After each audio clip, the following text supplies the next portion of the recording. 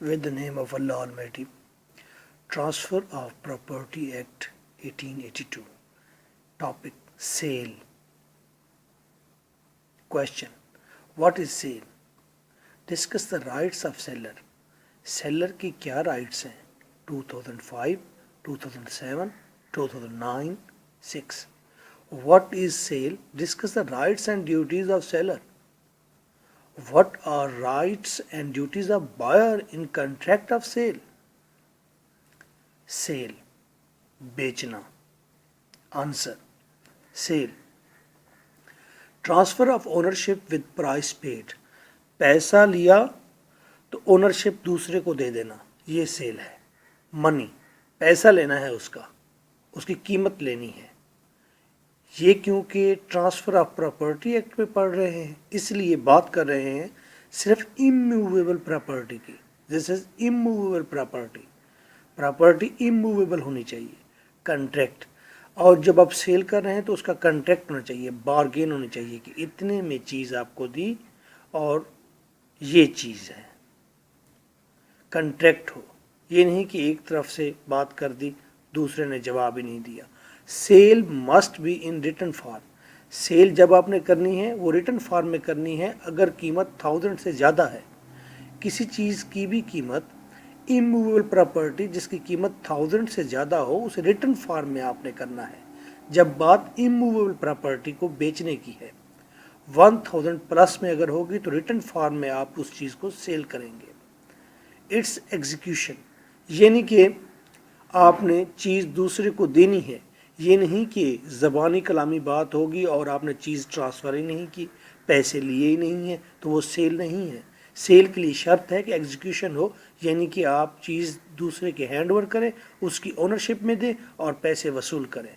Registration, जब आपने cell करनी है तो सेल करने के बाद उसकी रजिस्ट्रेशन होना लाजमी है on stamp paper. Stamp paper के ऊपर, गवर्नमेंट के डॉक्यूमेंट के ऊपर अटेस्टेड, और उसे अटेस्ट भी करवाना है जो भी अथॉरिटी है.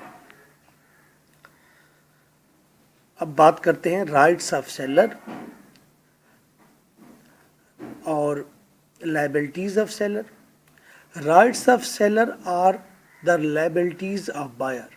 जो राइट्स है सेलर के, वहीं बायर की लायबिलिटीज होती हैं, और वाइस वर्सा.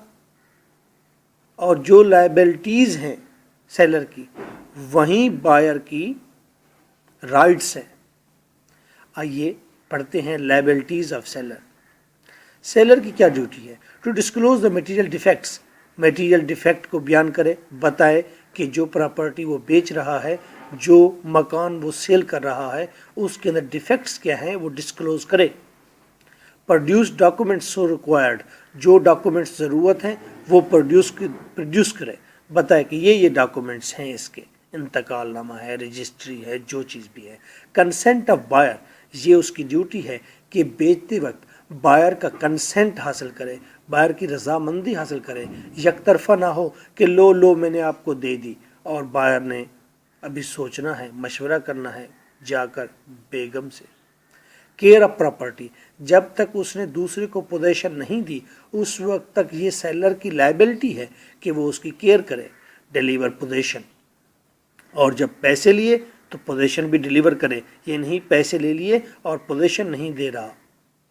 पोजेशन देना ये सेलर की लायबिलिटी है.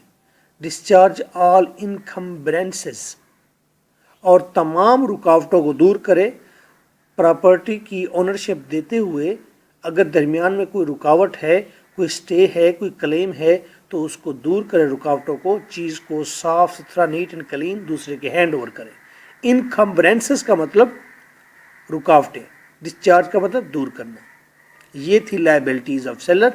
आइए राइट्स ऑफ सेलर देखते हैं. दो ही राइट्स हैं. To have profits and rent from the property until ownership passes to the buyer. ये राइट है सेलर का, जब तक वो प्रॉपर्टी दूसरे के हैंड ओवर नहीं करता, उस वक्त तक उस प्रॉपर्टी पर अगर कोई रेंट आ रहा है तो वो सेलर ही लेगा. कोई प्रॉफिट आ रहा है, सेलर ही लेगा. जब ओनरशिप दे देगा बायर को, फिर उस पर उसका कोई राइट नहीं.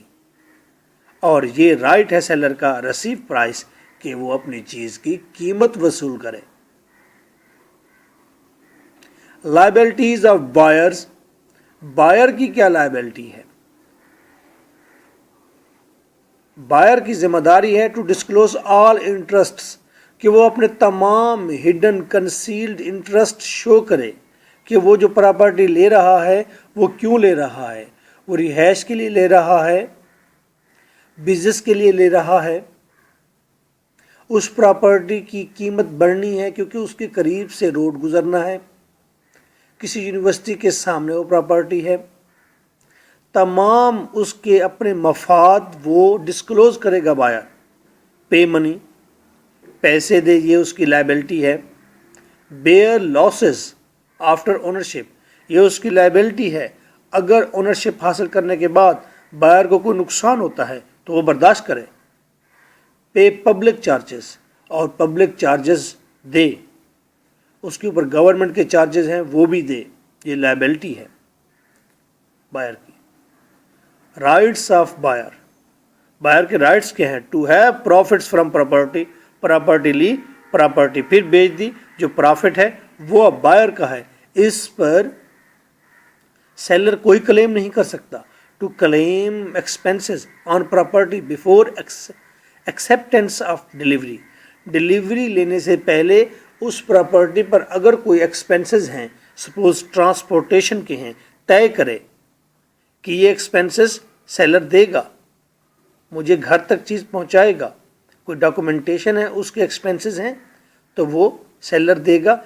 राइट्स ऑफ बायर हैं कि वो प्रॉपर्टी को नीट एंड क्लीन ले, और उस पर अगर कोई डिलीवरी से पहले एक्सपेंसेस हैं तो वो एक्सपेंसेस कौन देगा?